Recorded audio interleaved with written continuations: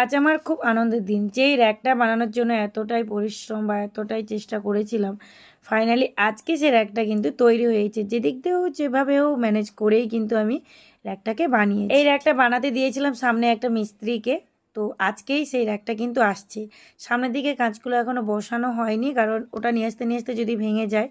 আর এত ভারী এত বড় ছিল যে এতজন মিলে আমাকে হেল্প করেছে। ওখান থেকে নিয়ে আসতে প্রত্যেকজনেরই কিন্তু খুব পরিমাপে কষ্ট হয়েছিল। আর সবাই তো বলেছিল যে আমার দোকান ঘর হিসাবে একটা এতটাই পরিমাপে বড়, মানে ওইখানে যে বানাতে দিয়েছিলাম ওখান থেকে দেখে এসছে, বলছিল যে দোকানে কিভাবে ঢোকানো হবে। তো যাই হোক, মিস্ত্রি অনেক প্ল্যান খাটিয়ে ঢুকিয়েছে। আর সবাইকে অনেক অনেক থ্যাঙ্কস যারা আমার র্যাকটিকে এনে দিয়েছে।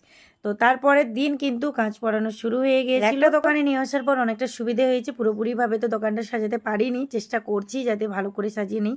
তো এই হলো ফাইনাল লুক। আজকে প্রচুর